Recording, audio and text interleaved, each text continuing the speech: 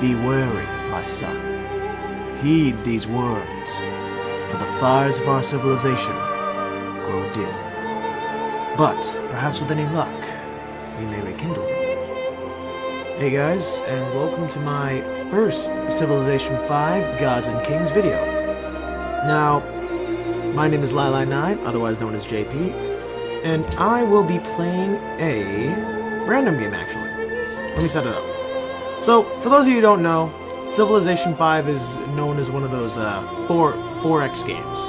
Exploration, exploitation, da-da-da-da-da. It's kind of real-time strategy, where you control a giant civilization, one of the many famous civilizations of the world. Like, here, Attila the Hun, Caesar, Boudica, that Boudica, Elizabeth of England, Gandhi.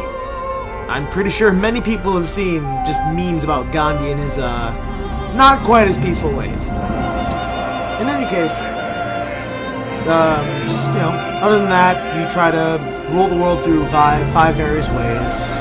Sometimes you can, be a little bit more diplomatic. Other times you can be a bit more grandiose in your music. Oh my god, this music is great. And still other times you could be conquering. You could be a warlord. Today, though, I'm going to try to be a bit of both. I'm going to try to mix it up a little by keeping to myself, but if anyone goes, hey, you're a dick, I'm going to attack them.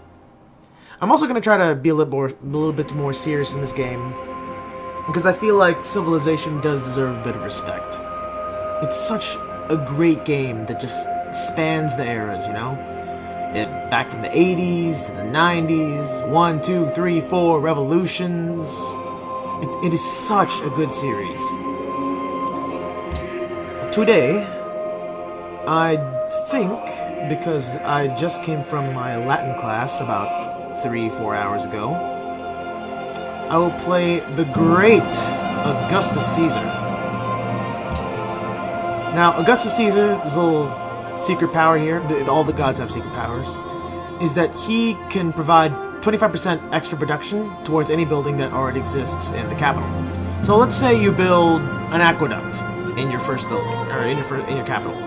If you spread out cities, suddenly every city can build aqueducts at an increased rate for the glory of Rome. His special unit, other than the ballista, is also the Roman Legionnaire. Now, the Roman Legion was famous for just conquering a lot of islands, a lot of countries in the world. In this game, though, they're more or less people who can build roads. They're good units for if you want to just expand your road as fast as you can. Map type is random, because I don't want to know what I'm playing. Map size is large, so I have a lot of enemies. Difficulty level is Prince, because I suck at this game, sadly. And instead of doing Marathon, which will take forever and a day, I think we are gonna do... Let's see here. I don't want this to be short, but I don't want this to be long either. Marathon, fuck that. I actually like playing Marathon on my, yeah, you know what, actually I'll play it on Standard. And here we go! In my normal playthroughs... let's listen to this. Blessings of the gods be upon you, Caesar Augustus, Emperor of Rome and all her holdings.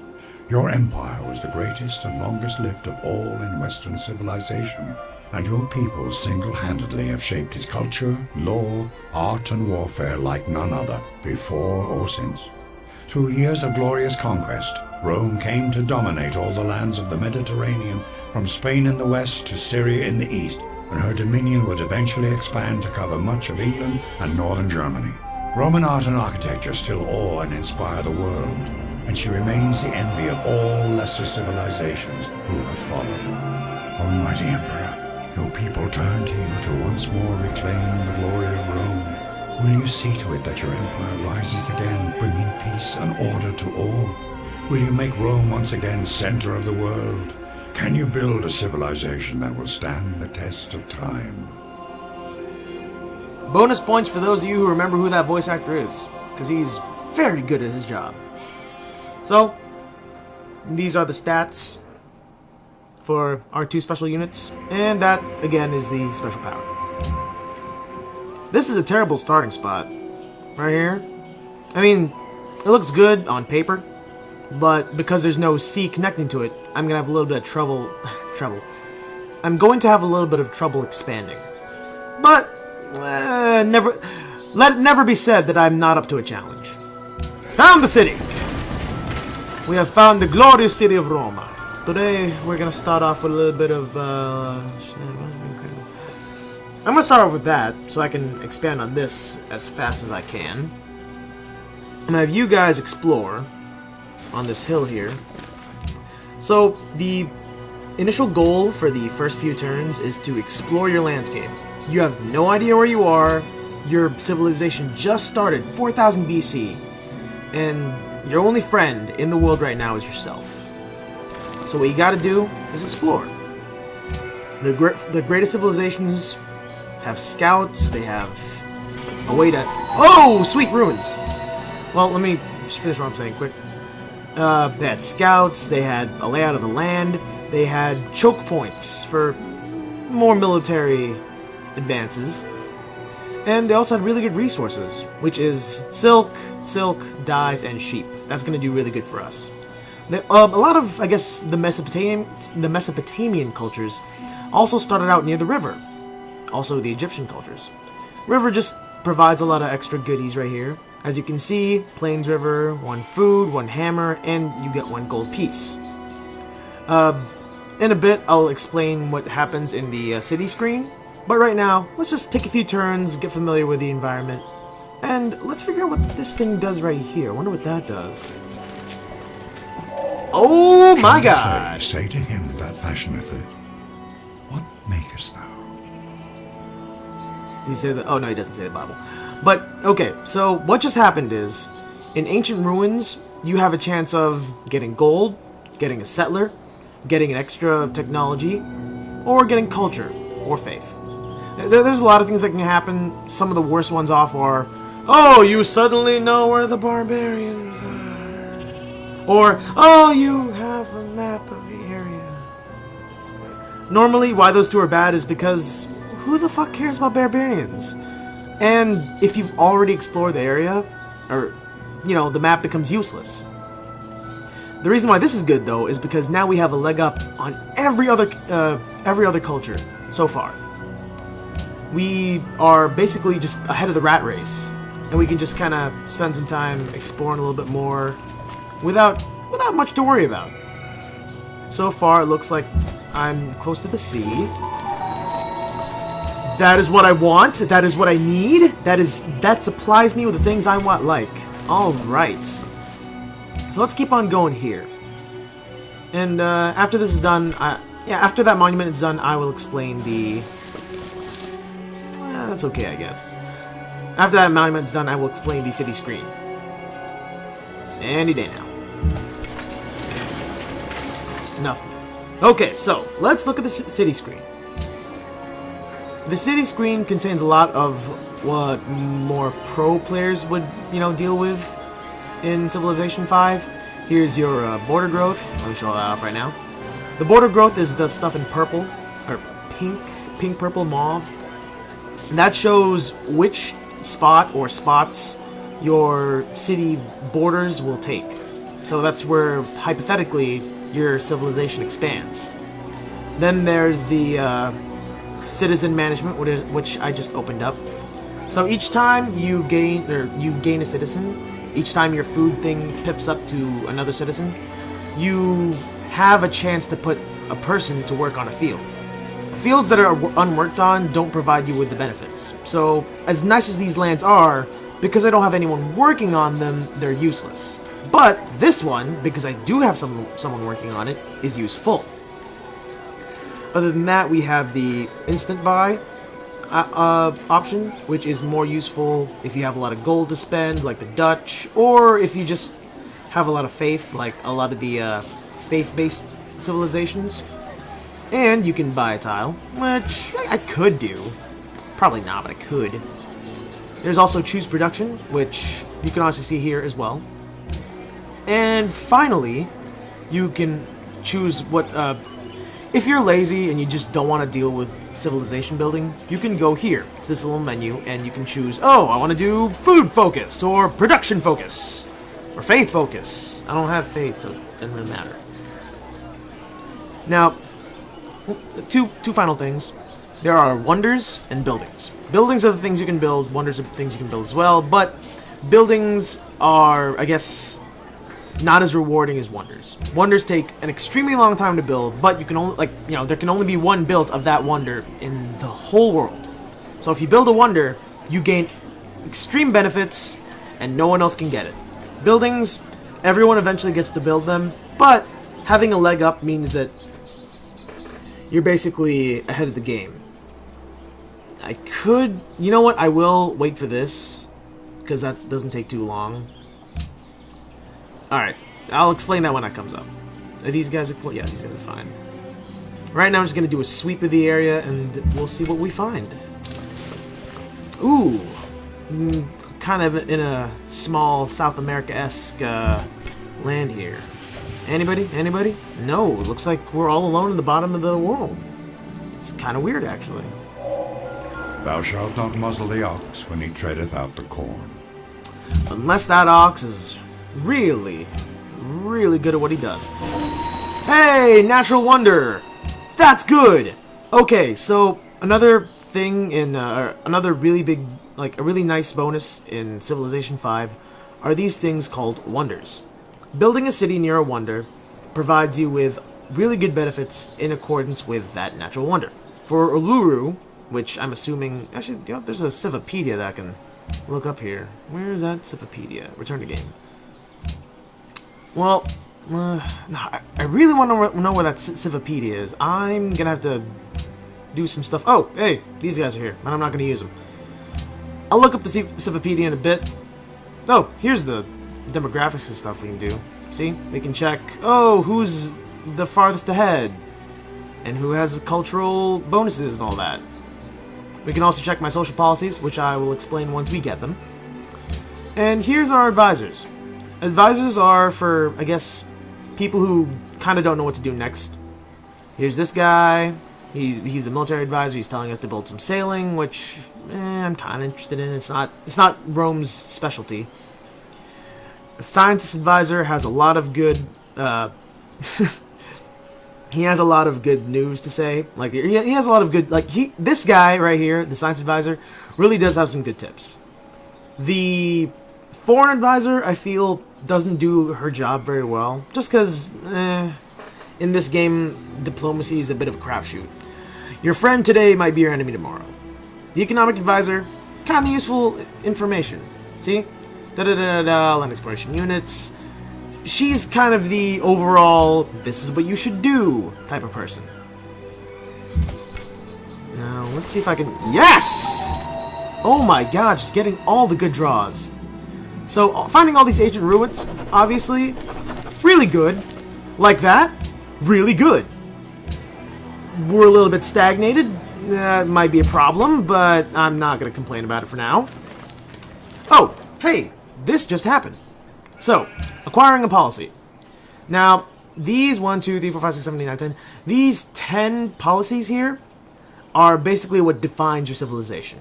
Now, obviously in Rome they went for honor instead of liberty, but for the interest of this playthrough, I'm going to go through liberty.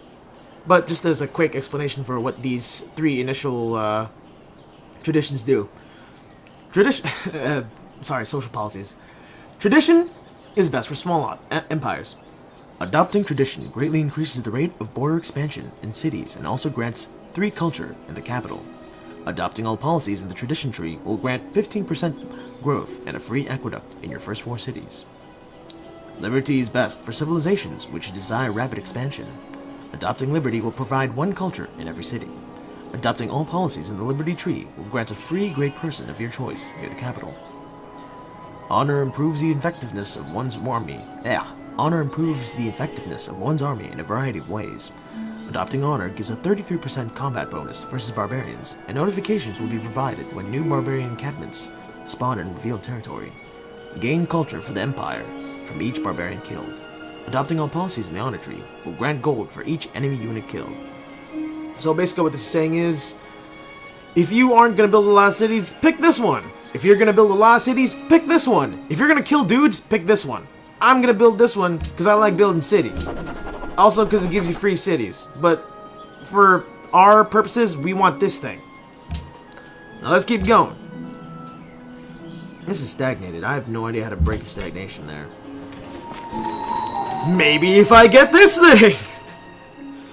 I'm just getting really lucky with this. Holy shit. Not quite what I wanted, but I'll take it. Okay, so that's one of the kind of okay bonuses. Not as good as what I needed it to be, but it's okay for now. Let's see, your food +2. I need that to keep my people moving, so we're gonna build that granary. Hopefully it comes in soon. This was a bad way to go, but I might find something here, so I'm not gonna complain. Yeah, the first few everything is just a really big slog if you can't find any allies/enemies to deal with. I might build something. I'm probably gonna build something right over here. Yeah, I'm already planning my second city. It's really great. Archery, yes, that's what I want. And boom! Adopt a policy. I need this guy. That guy is a worker. This Roman worker will provide us with food. We need food, like really bad. So I'm gonna have him make food, and I'm gonna have the guy who's here come and harvest that food. Pantheon founded. So one of the civilizations that we haven't met yet is already doing work. Should probably try to find these guys. Come on, we're on. You know what? If this is all I'm gonna find, I'm not gonna complain, because there's marble right there. I can mine that out, get some happiness. Oh! Wow, that's underwhelming. That's really underwhelming. Like, oh shit! Hi! Okay, hi. That's a barbarian. Barbarians are kind of tough. They will wreck our shit. And I don't want to deal with that. So you go back in there and don't cause any trouble. Don't rock the boat. Yeah, just stay there for now. You rock the boat. Rock the boat, baby. Rock the boat, tip the boat over. So as you can see, playing on the Prince level makes these guys a joke. I don't even need to worry about them. I can just do this all day. Not even a problem.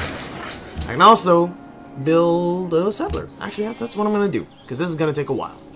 You just sleep there. You kill these guys. The animation in this game is, like, if you can tell, their actual details aren't all that great, but the animation, I guess, like, you know, the time they took to just make these guys and, you know, make sure that they're alive and good characters. That's what I love about this game. That while some might say, oh, it's not the best civilization out there, it's a little bit, like, underwhelming, all the love they put in it is what really impresses me, you know? Maybe I'm just being a little bit of a fanboy. I'm probably just being a little bit of a fanboy. Roma, kill that. Yes. Alright, you guys can go back and work on this thing. It's a little bit risky, I know, but we'll be fine.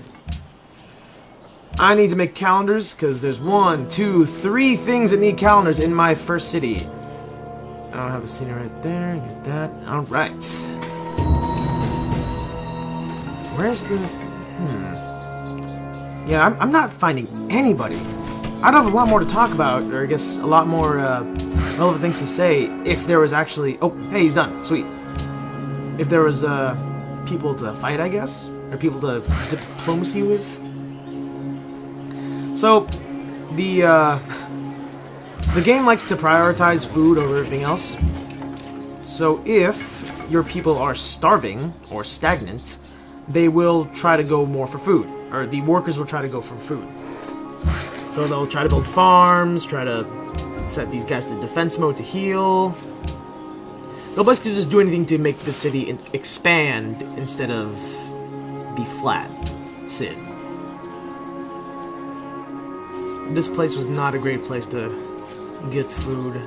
That's a bit of a problem with river civilizations versus the coast civilizations.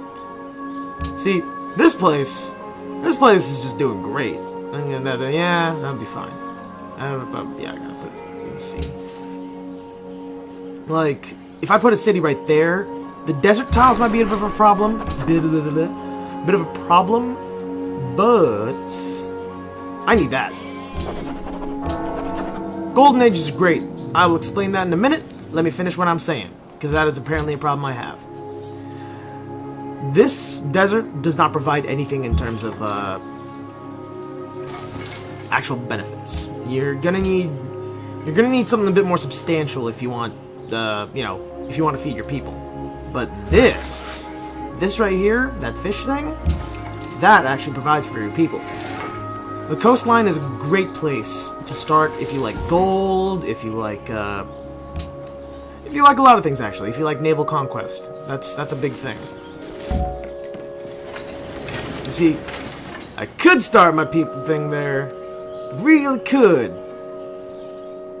But I like that. I want that. So I'm gonna send him out alone. Hopefully he doesn't die. Temple Artemis, that's something I want. That's a thing that was actually in Rome, so we're gonna get that. That's ours. Guys, please don't die. Please don't die. I just need you to not die. So teach us to number our days, so that we may apply our hearts unto wisdom.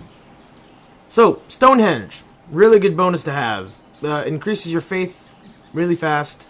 Makes it so that you gain profits faster. Stoneworks, good for if you're near a lot of stone or marble. Produces more production. Makes people happier, etc., etc. Plantation. This thing, silk and dyes, those need plantations. Those need a lot of plantations. Right now, though, I'm going to stick with the fishing to make this more useful to me. You guys are going to go there, going to plan my thing, yes. You are just surrounded today. Wow, you are not doing great, guy.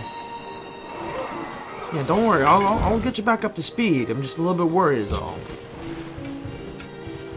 I need to put the city there. Much as I hate to say, actually, you know what? Hey, let's set you down here. Actually, that's a much better area. You see, I don't want these two to overlap when they expand, so I'm gonna try to split them up as best I can to make sure that I'm using up the most space. Overlapping cities don't get nearly as much. Yeah, I know. All right, like I'm working on it here. Here, just go. Yeah, settle this thing. See, you do fine. Antioch, yeah. Get these dyes. You don't need marble. Marble sucks. Everyone hates marble. Ain't that right, guys? Yeah, everyone hates marble. Just agree. Just agree. All right. So these guys have been in a pickle. They're actually my only fighting force, which is one of the biggest problems I have right now. Yeah, just fight these guys. Yeah, just defend, fight. You're doing fine. You're doing work. All right. So, a Pantheon. A Pantheon gives me, well, since I have faith now, a Pantheon gives me the chance to start expanding my civilization. I think I'll just do this explanation. I'll end it here. So, as you can see, you can choose from a list of a lot of cool things. You can do Sacred Path, Stone Circles, which I can't use. I think what I'm gonna do, because this would actually be very useful to us, is this one. Because even if I only have like one natural wonder, since this produces 6 faith, actually I'm not gonna do that. That's useless. What am I talking about? Because of shrines. Yeah, you know what? I actually might take that one. Because I do have shrines, and shrines are important to me. Anyway, I said this is the end, so it's going to be the end. I'm going to save my game. Over Harald Bluetooth. Delete that, yes. I'm sorry, Harald. You're not doing me good. Just delete it, yeah. I'm sorry. Alright, guys, so if you liked the video, more than liking, commenting, and subscribing, I would like you guys to go into the doobly-doo down below and tell me what I did right. Tell me what I did wrong. Did I stutter too much? Did I go too much? Just, you know, shoot me a comment to tell me how to improve. That'd be really appreciated. See? Like that. That right there, what I did with my words, that's terrible. Anyway, I will see you. Thanks, game. I will see you guys next time. Bye-bye. Bye-bye now. Bye-bye.